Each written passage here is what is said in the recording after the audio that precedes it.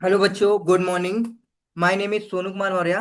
भाई, हमने income tax में आपका कल के टॉपिक में आपको प्रोविडेंट फंड के बारे में पढ़ाए थे। ठीक है ना? तो प्रोविडेंट फंड आपका पूरा कंप्लीट पढ़ा दिए थे, सारे इसके टाइप्स बता दिए थे। ठीक है ना? कंट्रीब्यूशन कितना कौन करेगा, किसमें किसमें, और किसके लिए कौन लाइबल नहीं है। मतलब जैसे कि पीपीएफ में, मतलब पब्लिक प्रोविडेंट फंड में एम्प्लॉयर कंट्रीब्यूशन नहीं कर सकता है।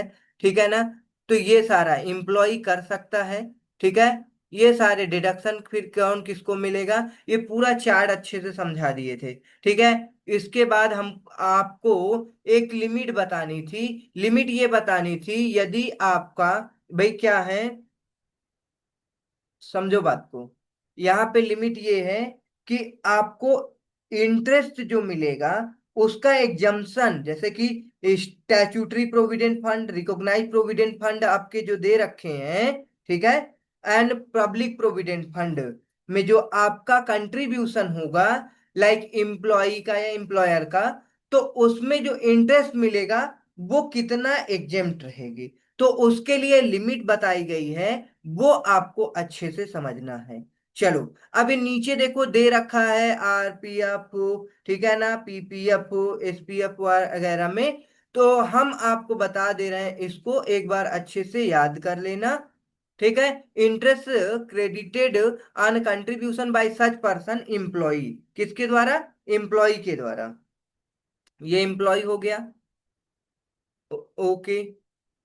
चलो, अगर मान लो कि एम्प्लॉयर का कंट्रीब्यूशन जीरो है, ठीक है ना, तब क्या होगा? दो केस हैं। मान लो केवल एम्प्लॉय ही कंट्रीब्यूशन कर रहा है, तो एम्प्लॉय का जो कंट्रीब्यूशन होगा उससे जो आपका इंटरेस्ट आएगा, क्या आएगा बेटा लोग? इंटरेस्ट आएगा। उसका एग्जम्पशन आपको, इंटरेस्ट का एग्जम्पशन, इंटरेस्ट आपकी एग्जम्प्ट होगी। किसकी किसकी इंटरेस्ट? स्टैट्यूटरी प्रोविडेंट फंड, ठीक है, रिकॉग्नाइज प्रोविडेंट फंड और पब्लिक प्रोविडेंट फंड। ओके बेटा? ये कितना, अप टू ये कितना कंट्रीब्यूशन आपका एग्जम्प्ट रहेगा? इंटरेस्ट, अगर आप 2 लाख रुपए, 2,50,000 रुपए का कंट्रीब्यूशन करता है, कौन? एम्प्लॉय, पर एनम, ठीक है ना, 2,50,000 रुपए पर annum of employees contribution, employees contribution है। तो इसके केस में क्या होगा? जो भी इंटरेस्ट का अमाउंट आएगा वो क्या रहेगा आपका?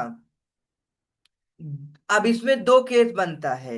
यदि आपने 2.5 लाख रुपए तक ही केवल इंटरेस्ट, सॉरी, कंट्रीब्यूशन किया है, तो ये पूरा आपको फुल्ली क्या हो जाएगा? एग्जम्प्ट हो जाएगा, फुल एग्जम्पशन मिल जाएगी। ठीक है? लिमिट है 2.5 लाख की। अगर आपका एक्सीड हो गया है 2.5 लाख, ठीक है ना, एक्सीड कर दिए हो कितना आप? रुपीज 2.5 लाख रुपीज, ठीक है ना, कंट्रीब्यूशन का। तो इस केस में आपका, जैसे देखो, अब 2.5 लाख रुपए में मान लो आपका, भाई मान लो 3 लाख रुपए आपका कंट्रीब्यूशन है, तो मतलब 2.5 लाख से ज्यादा का कंट्रीब्यूशन है बेटा लोग। आप ये जानते हो 2.5 लाख अगर ये कंट्रीब्यूशन करते हो तो पूरा एग्जम्प्ट है, मतलब 2.5 लाख रुपए फुल्ली एग्जम्प्ट रहेगा।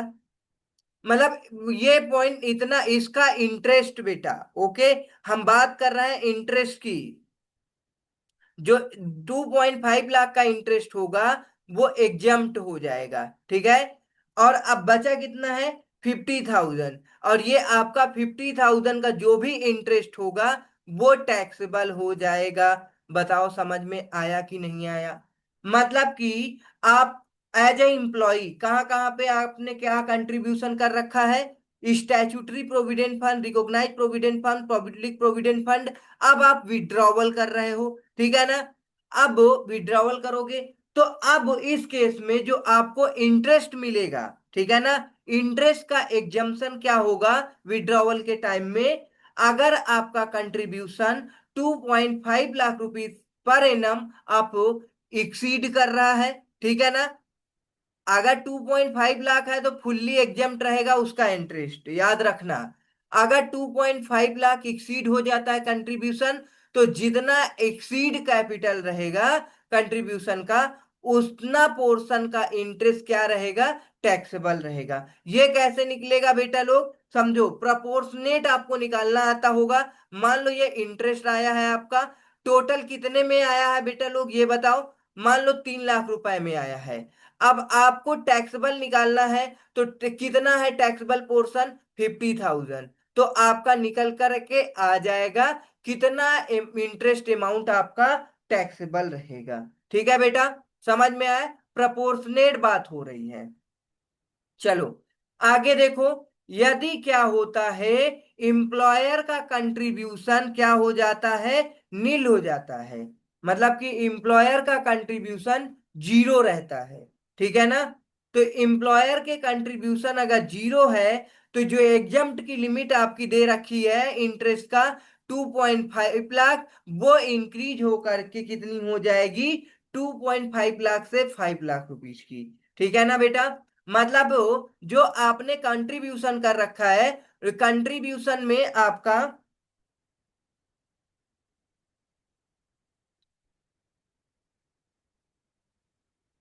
एम्प्लॉयर का कंट्रीब्यूशन क्या हो, मान लो नील हो, क्या है, जीरो है। ठीक है ना। अब एम्प्लॉय का जो कंट्रीब्यूशन होगा, वो कंट्रीब्यूशन पे भाई जो भी इंटरेस्ट रिसीव होगा, ठीक है ना, कंट्रीब्यूशन पे, मान लो अब इसकी लिमिट, ये कंट्रीब्यूशन की लिमिट एक्सीड कर दी गई है, कितनी, 5 लाख रुपए कर दी गई है।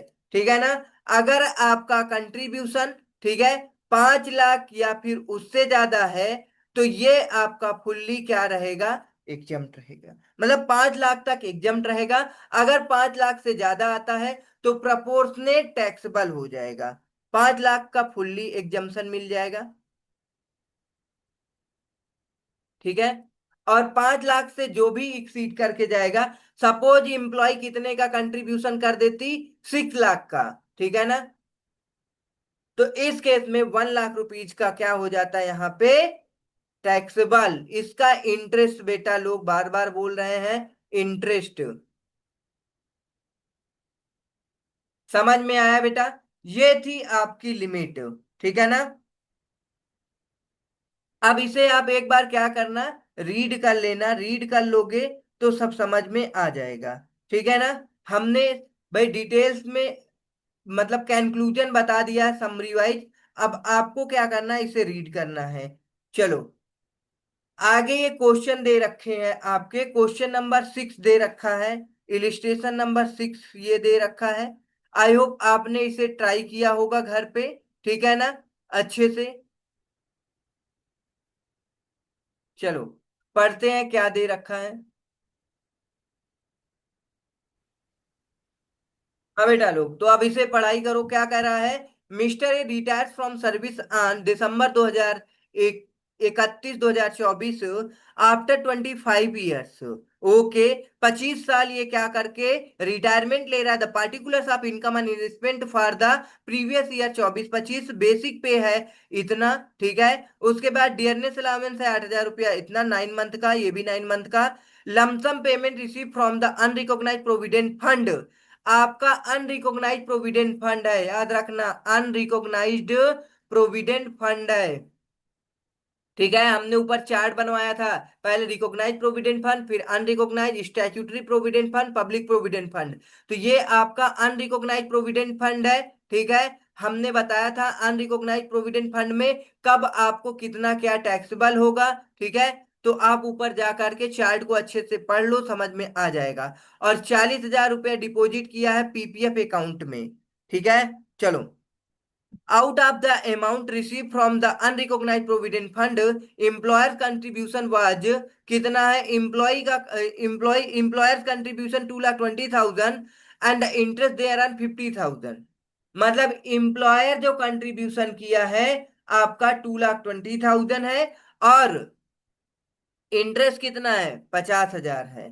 ठीक है, तो एम्प्लॉयज कंट्रीब्यूशन 2,70,000, ठीक है, interest thereon 60,000। What is the taxable portion of the amount receive from the unrecognised provident fund in the hands of mister A. देखो अभी हमने जो बताया था, ऊपर लिमिट बताया था, वो आपका रिकॉग्नाइज प्रोविडेंट फंड के लिए था, ठीक है ना। और आपका किसके लिए था? पब्लिक प्रोविडेंट फंड के लिए था, और स्टैट्यूटरी प्रोविडेंट फंड के लिए था, ठीक है ना। अभी जो हमने ऊपर लिमिट बताई है, रिकॉग्नाइज प्रोविडेंट फंड, और किसके लिए बताया था बेटा? Statutory provident fund, public provident fund. तो बताओ भाई, ये तीनों में कोई ऐसा आ रहा है? अगर नहीं आ रहा है तो मतलब कि जो आपका ये देखो लिमिट उमिट कुछ काम नहीं करेगी, फुल्ली टैक्सेबल हो जाएगा, ठीक है ना। अगर यही आपका इन तीनों में से किसी में होता तो ये 2,50,000 से ज्यादा हो गया है, मतलब कि ये जो प्रोपोर्शनेट निकाला जाता बेटा, मतलब कि 60,000 टोटल आया है, कितना टैक्सेबल हो जाता देखो। 2,70,000 टोटल कंट्रीब्यूशन किया है, 2.5 लाख से कितना ज्यादा है? 20,000। तो जितना अमाउंट आता उतना आपका टैक्सेबल हो जाता है, पूरा 60,000 इंटरेस्ट नहीं टैक्सेबल होता। ओके बेटा, समझ में आया। बट यहाँ पे अनरिकॉग्नाइज प्रोविडेंट फंड है तो पूरा पूरा टैक्सेबल हो जाएगा। इंप्लॉयर का पोर्शन जाएगा आपके अंडर द हेड सैलरी में, और इंप्लॉय का पोर्शन जो भी कंट्रीब्यूशन है 2,70,000 और interest income from other source में जाएगा, ठीक है ना। तो चलो, taxable portion for the amount receive from the unrecognized provident fund in the hands of Mr. A for the assessment year 25-26 is computed here under करा amount taxable under head the salary. जो employer का contribution है URPF से receive हुआ 2,20,000, ठीक है ना, जो रिसीव होगा at the time of withdrawal taxable होगा ये, ठीक है। ओके, समझ में आया। और इसमें डिडक्शन भी नहीं अलाउ होगा, इंटरेस्ट ऑन द एम्प्लॉयर्स से इतना 50, तो टोटल कितना हो जाएगा आपका? 2,70,000, ठीक है। ये सैलरी हेड का है। अब जो एम्प्लॉय कंट्रीब्यूशन किया है वो अदर सोर्स में उसका इंटरेस्ट जाएगा, ठीक है।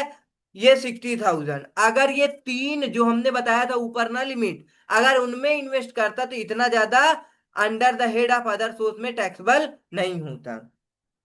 चलो, तो ये समझ में आ गया।